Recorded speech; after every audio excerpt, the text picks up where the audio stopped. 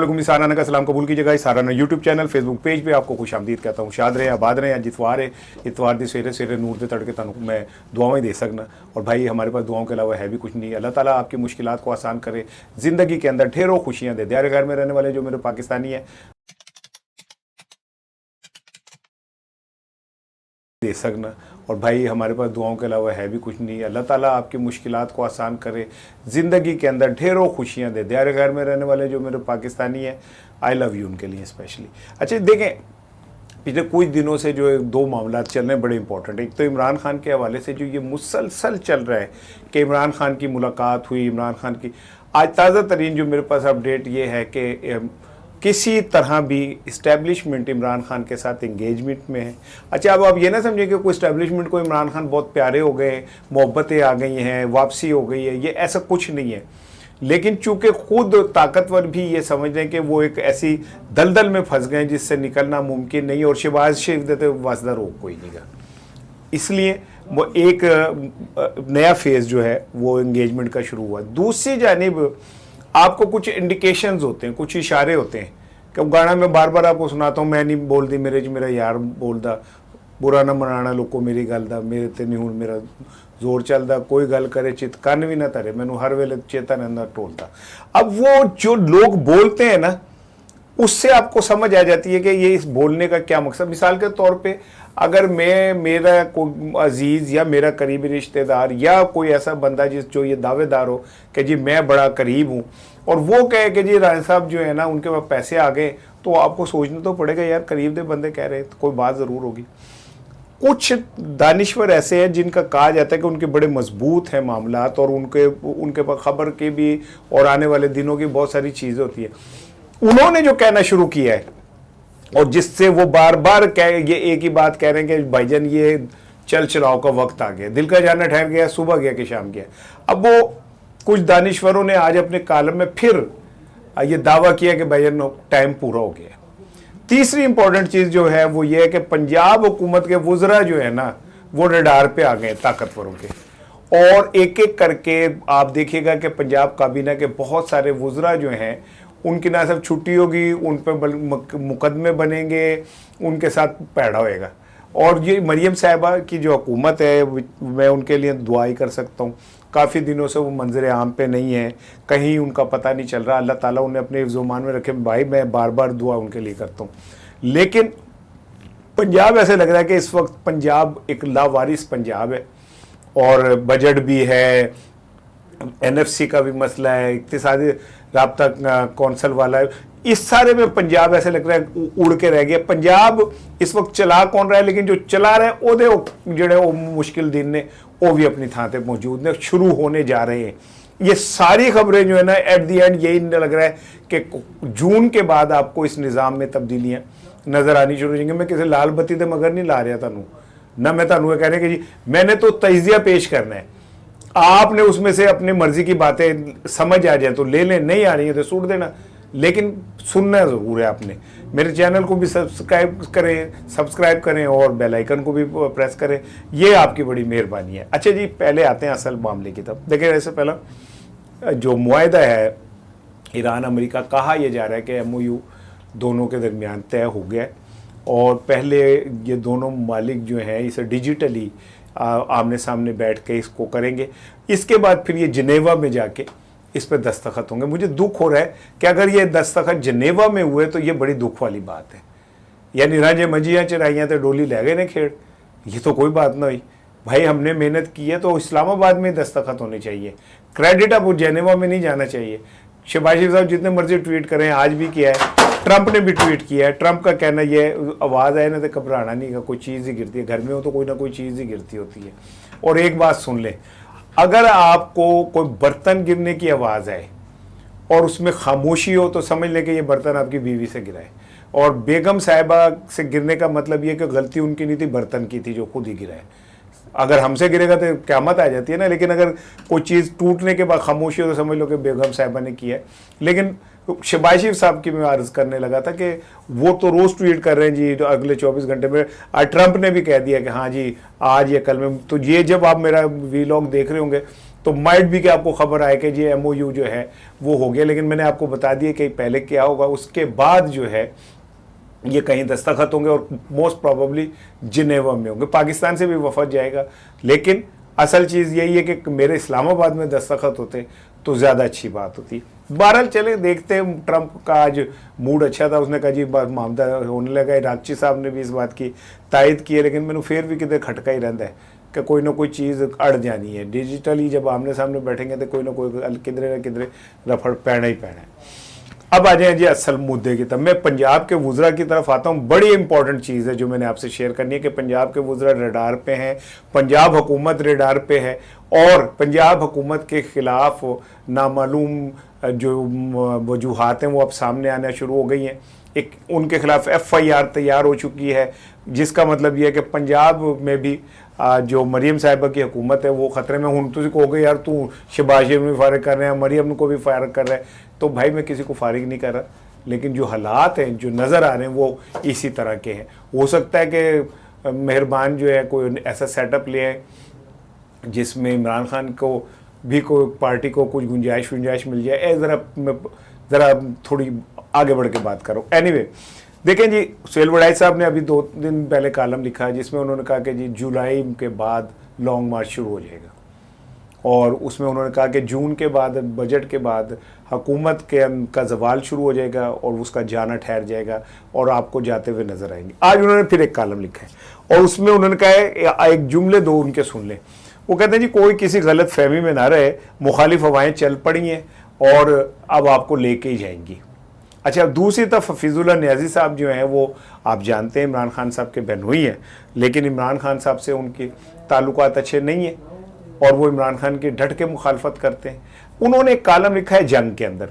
कहा यह जा रहा है कि वो कॉलम जो है नहीं छपा और कहा गया कि ये बहुत सख्त है और यूँ है। उसमें फिर हफीजुल्लाह नियाज़ी साहब का कहीं ट्वीट आया, उन्होंने कहा जी वो ऐसे ऐसे हुआ है, तो मैंने उसे तो पहले ही होम्योपैथिक बना के भेजा था, लेकिन अब जब वो ज़्यादा वो हुआ है तो मैं दोबारा होम्योपैथिक बना के देता हूँ। अब जो होम्योपैथिक कॉलम है उसके 2 जुमले सुने। वो कहते हैं जी मौजूदा हुकूमत पर नज़ा का आलम है, मौजूदा हुकूमत का 10 अप्रैल 2022 शुरू हो चुका है, आन पहुंचा है। 2022 आप समझ रहे हैं ना कि इमरान खान साहब के खिलाफ अदम एतमाद आई और हुकूमत के खात्मे के ऊपर काम हुआ। वो कह रहे हैं, हफीजुल्लाह नियाज़ी साहब कह रहे हैं कि जी हुकूमत का वक्त वो आ गया है। अब देखें 2 बंदे कह कौन रहे हैं, ये कोई PTI के लवर ग्रुप का कोई साफी नहीं है, ये दोनों वो हैं सुहेल वड़ाई साहब जो बड़े नून लीग के करीब समझे जाते हैं और हफीजुल्लाह नियाज़ी साहब इमरान खान के मुखालिफ समझे जाते हैं। इन दोनों का क्लेम ये है, सुहेल वड़ाई कहते हैं कि कोई गलत फहमी में ना रहे, अंदर बह के जड़े फैसले कर रहे थे बाहर निकले हैं, वक्त बदल गया, हवा बदल गई हुई है, ठीक है, मुखालिफ हवाएं चल पड़ी हुई है। अब ये मुखालिफ हवाएं चल पड़ी हैं, इन्हें समझे मुखालिफ हवाएं चलना किसे कहते हैं। सॉरी यारों, मैं गुस्से चेंज नहीं करना, कई लोग कहते हैं आप ताली क्यों बजाते हैं, तो मैं हाथ ये नीचे करके वो करता हूँ। ये मुखालिफ हवाएं चलने का मतलब ये है कि जब पाकिस्तान के अंदर जब हुकूमतें ख़त्म होती हैं ना तो उसके असबाब पैदा किए जाते हैं। मिसाल के तौर पर इमरान खान साहब के खिलाफ जब मंसूबा बना, जनरल बाजवा ने मंसूबा बनाया, तो क्या हुआ, पहले MQM अलहदा हुई, फिर उसके बाद कुछ हुआ, फिर उसके बाद कुछ हुआ, फिर कुछ हुआ, फिर एक अलायंस बना, फिर उसके बाद 1-2 लॉन्ग मार्च शुरू हुए, फिर उसके बाद तहरीक अदम एतमाद की तैयारी हुई, लोग तोड़े गए, पैसे शैसे देते गए, लोगों की जहनी तरबियत की गई, बाजवा साहब ने सबको बुला के कहा आप घबराएं ना, हम आपके पीछे खड़े। हवाएं चलना शुरू हो गई थी, इमरान खान साहब के खिलाफ खबरें आनी शुरू हो गई थी, तो हवाएं चलना इसे कहते हैं। इस हुकूमत के हवाले से भी आप समझ जाएं कि हवाएं तो चलना शुरू हो चुकी हैं। मिसाल के तौर पे यहीं से मैं जंप करता हूँ पंजाब हुकूमत के ऊपर। पंजाब हुकूमत के वुज़रा के ऊपर एक नामालूम अंदाज पे उनके जो करैक्टर हैं वो खुल के सामने आने लगे और किसी लगे लपेट के बगैर। मिसाल के तौर पे लाहौर में सुहेल शौकत भट्ट साहब का आप नाम जानते होंगे, मरीम साहिबा के बहुत करीब जाने जाते हैं। उनके बहनोई के घर पे छापा मारा और छापा मारने वाली जो फोर्सेस थी मनशियात वाली, एंटी नारकोटिक्स वाले, कहते हैं कि जब वो वहाँ पहुँचे तो बड़ी मज़ाहमत का उन्हें सामना करना पड़ा। सुहेल शौकत साहब खुद भी आ गए।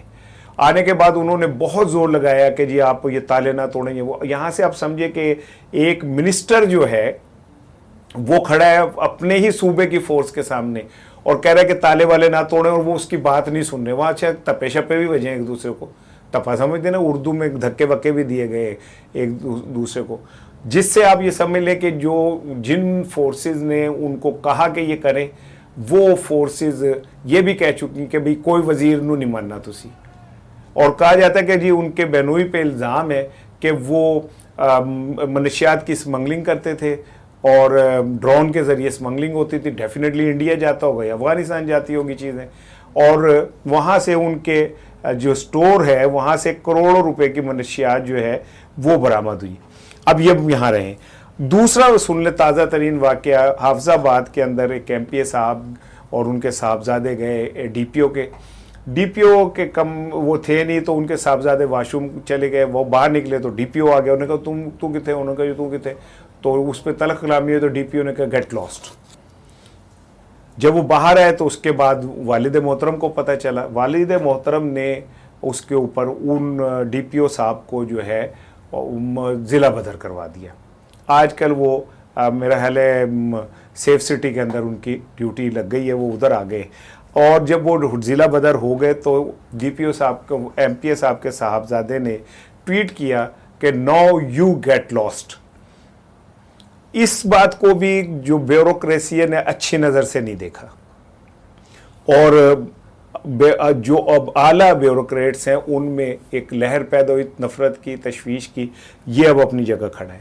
तीसरी सुन लीजिए कि साकिब चद्दड़ साहब के ऊपर 27 करोड़ के जाली चेक देने का मुकदमा हो गया। 3 मुकदमे हुए। बताया जा रहा है कि डिफेंस के अंदर एक बेवा खातून जो कैंसर की मरीज है उनसे 60 करोड़ का प्लाट खरीदा और ये 27 करोड़ का चेक जाली दे दिया। इस पे उनके खिलाफ 3 पर्चे हो गए। मुझे एक समझ नहीं आ रही बात, साकिब चद्दड़ साहब के पास इतना पैसा कहां से आ गया?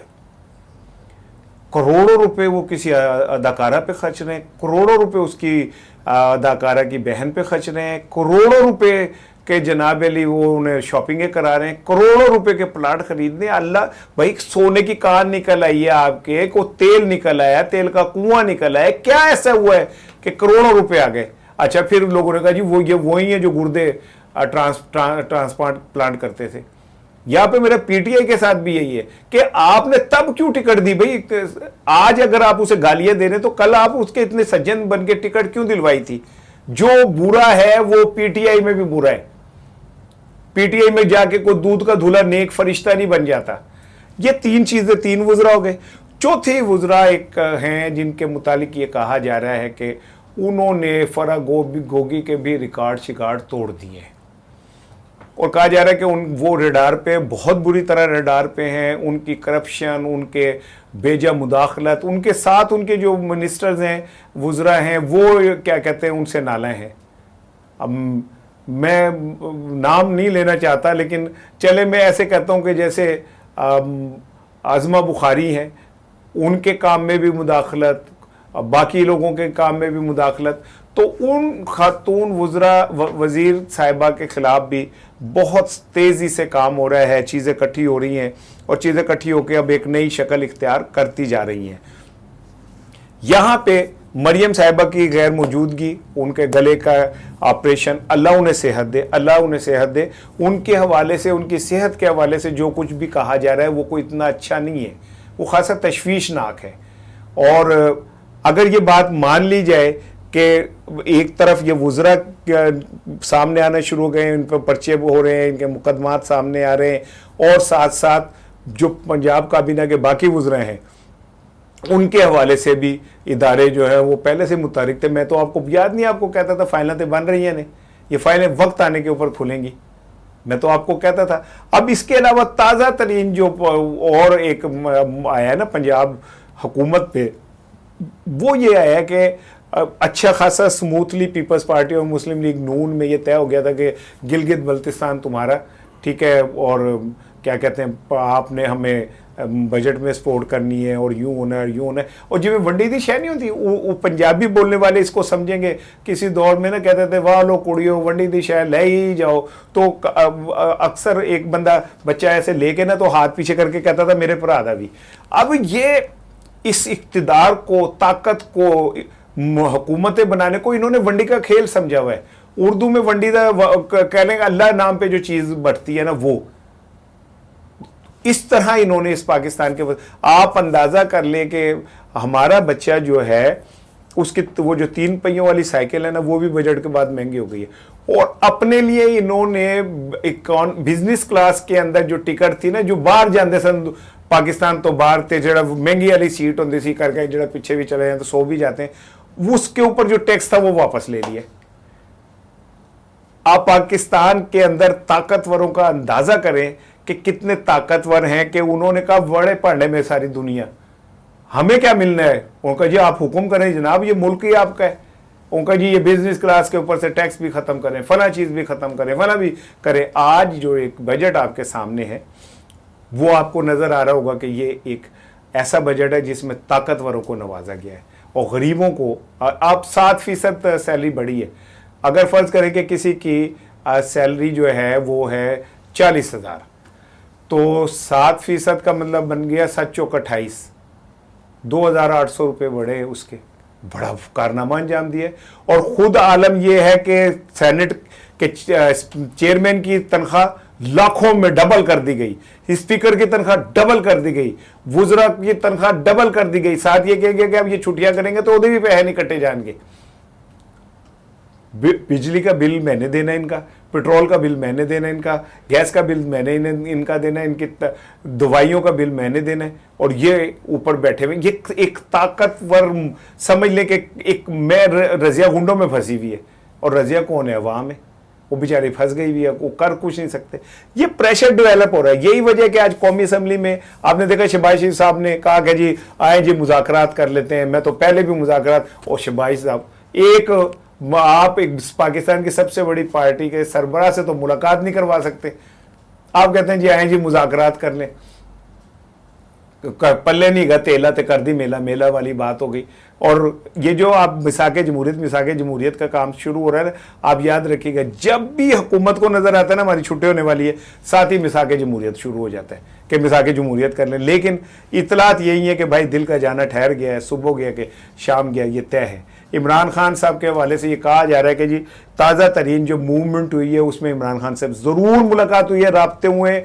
और इमरान खान साहब से ये कहा जा रहा है 9 मई के लिए कोई रास्ता बीच में से निकाल दें, सब चीज़ें ठीक हो जाएंगी। जो अनाओं की लड़ाई है वो भी कम हो जाएगी, क्योंकि ये समझ आ गई है कि इस हुकूमत से तो कुछ डिलीवर नहीं होना।